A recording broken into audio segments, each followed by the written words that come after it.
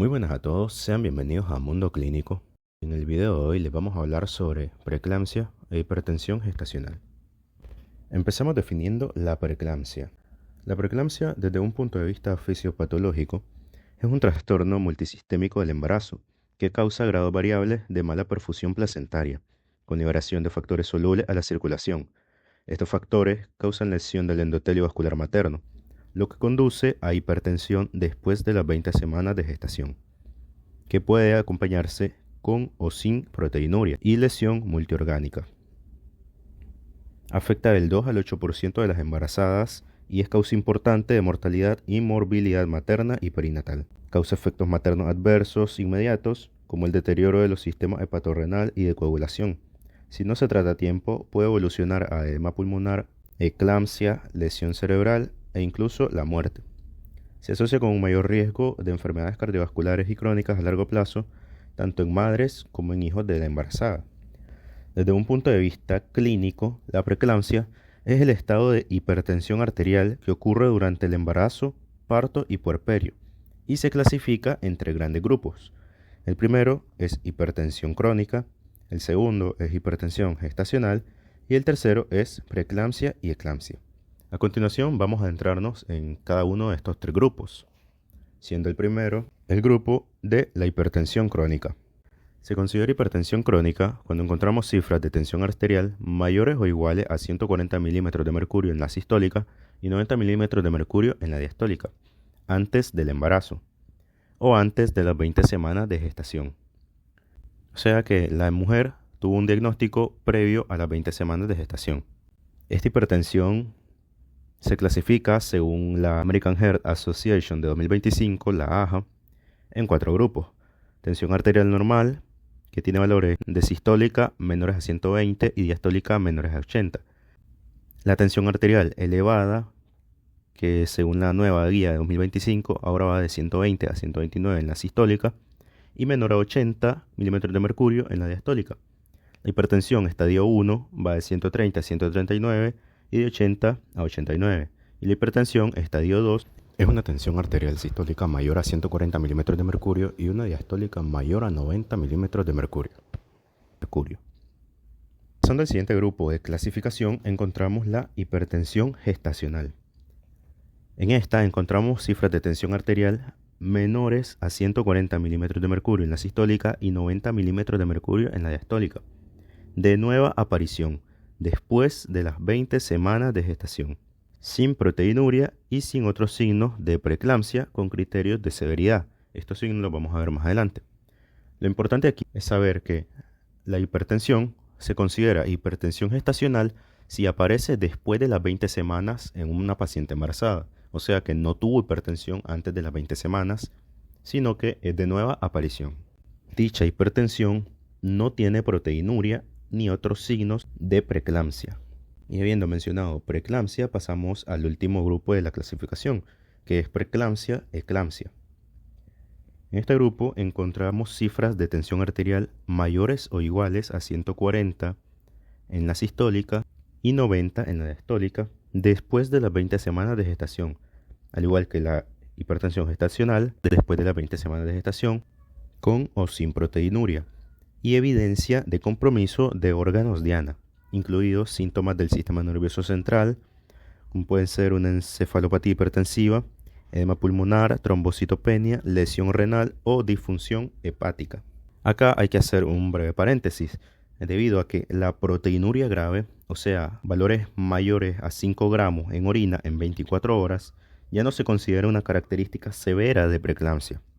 Y también hay que añadir que la proteinuria es suficiente, pero no es necesaria para el diagnóstico de preeclampsia.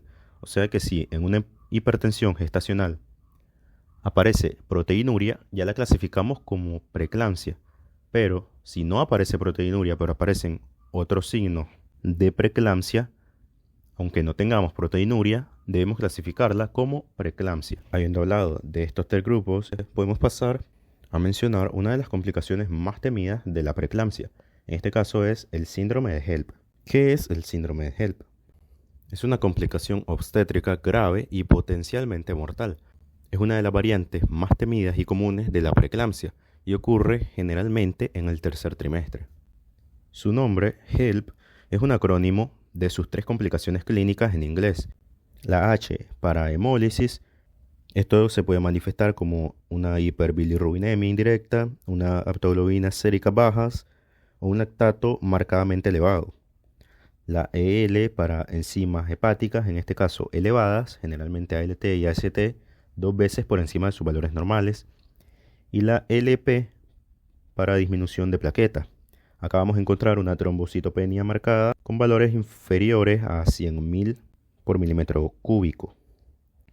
Es muy importante tener presente esta complicación debido a que es muy fácil pasarla por alto, ya que es confundible con síntomas de la gripe o con síntomas digestivos, porque generalmente se aparece de forma leve con un dolor en el cuadrante superior derecho en la embarazada o un dolor en el epigastrio.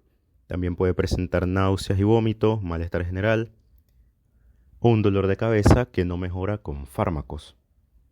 Entonces, si tenemos cualquiera de estos síntomas, aunque parezcan leves, deberíamos realizar pruebas de función hepática, una biometría hemática completa y evaluar el estado general de la paciente. Cabe aclarar que la única solución definitiva para el síndrome de HELP es el parto y la extracción de la placenta. Dependiendo de la gravedad y las semanas de gestación que tenga la gestante, se puede administrar sulfato de magnesio como protector neurológico y corticoides para acelerar la maduración pulmonar del feto en caso de que el embarazo vaya a ser dado por finalizado. Hablando un poco de los criterios de severidad para preeclampsia, hay que decir primero que cualquiera de estos criterios excluyen el manejo expectante.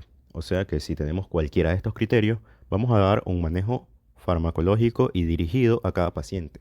Como primer criterio tenemos cifras de tensión arterial mayores o iguales a 160 milímetros de mercurio en la sistólica y mayores o iguales a 110 milímetros de mercurio de diastólica. En la parte neurológica, un criterio de severidad sería la eclampsia.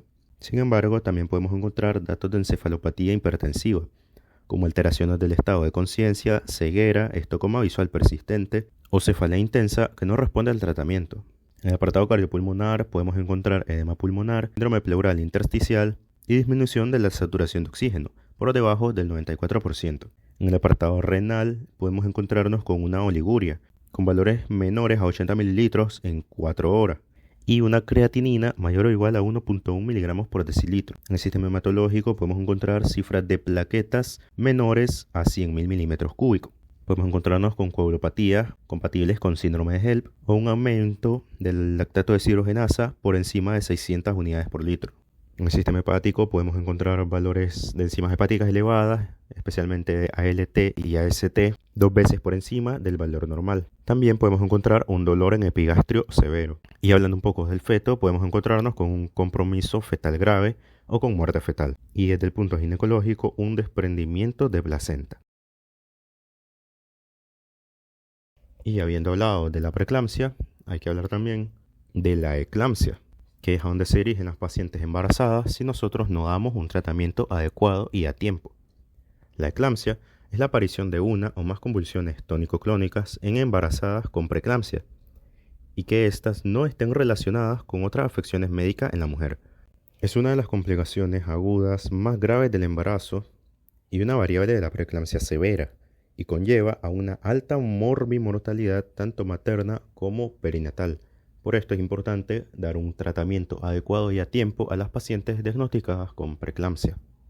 Habiendo visto esto, hay que pasar a hablar de algo importante en las pacientes embarazadas y es la prevención de enfermedades, en este caso de preeclampsia. La prevención de la preeclampsia en el control prenatal. Con diversos estudios se ha demostrado que se puede prevenir la preeclampsia entre un 10 y un 50% administrando aspirina en un periodo establecido. Para entender esto, vamos a pasar a hablar sobre los factores de riesgo clínico para preeclampsia y las indicaciones para el uso de aspirina. Como primer grupo, encontramos que pacientes con antecedentes de preeclampsia, con hipertensión arterial crónica, con diabetes mellitus tipo 1 o tipo 2, con enfermedad renal crónica o un embarazo gemelar, se clasifican como riesgo alto. En este grupo hay que administrar 150 miligramos de aspirina una vez al día y se debe iniciar la dosificación entre las 12 a las 16 semanas de gestación y continuarla diariamente hasta las 36 semanas de gestación. El segundo grupo es el riesgo moderado, Acá se encuentran las nulíparas, las pacientes mayores de 35 años, pacientes con un IMC mayor a 30, pacientes con antecedentes familiares de preeclampsia, con antecedentes personales de bajo peso al nacer, o pacientes de raza negra o pacientes de pobreza. Acá, al igual que el grupo anterior, se deben administrar 150 miligramos de aspirina una vez al día y se debe iniciar la dosificación entre las 12 y las 16 semanas de gestación. Una tableta diario hasta las 36 semanas de gestación. El grupo en el que no se recomienda administrar aspirina es el último, el grupo de riesgo bajo. Acá solo encontramos a las pacientes que tuvieron un parto anterior a término y sin ninguna complicación. Es muy importante no salirnos de este rango. No podemos iniciar la administración de aspirina antes de la semana 12 y no podemos iniciarla después de la semana 16. Antes de la semana 12 existe un mayor riesgo de sangrado o de desprendimiento o hematoma durante la formación inicial de la placenta.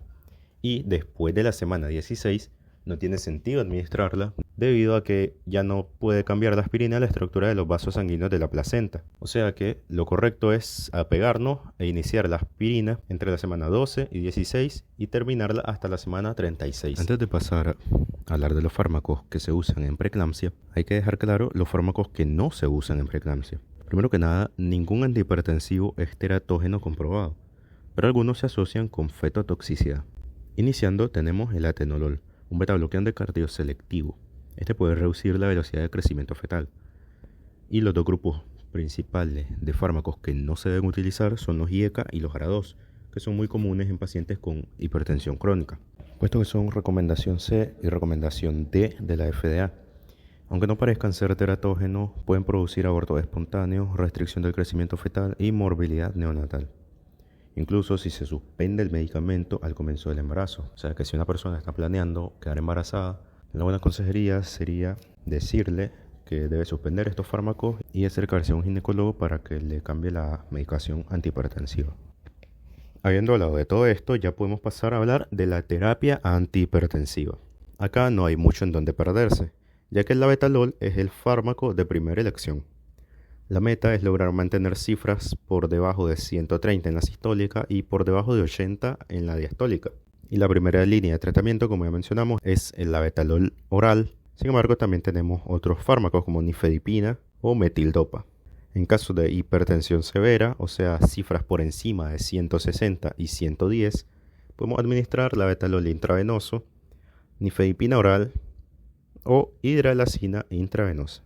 Hablando un poco de la dosis, tenemos que el labetalol se da una dosis de entre 100 a 600 miligramos por dosis 3 o 4 veces al día, con una dosis máxima de 1200 miligramos por día. Sin embargo, intravenoso pueden ser de 10 a 20 miligramos como dosis inicial y luego 20 a 80 miligramos cada 10 o 30 minutos por dosis. La dosis máxima es de 300 miligramos o 1 a 2 miligramos por minuto. Dentro de los efectos adversos que podemos encontrar en el labetalol, hay que aclarar algo importante antes, y es que el labetalol es un alfa y beta bloqueador no selectivo. Sin embargo, el labetalol intravenoso tiene cierta afinidad por los receptores beta. Su efecto positivo es una vasodilatación sin taquicardia o una reducción del gasto cardíaco.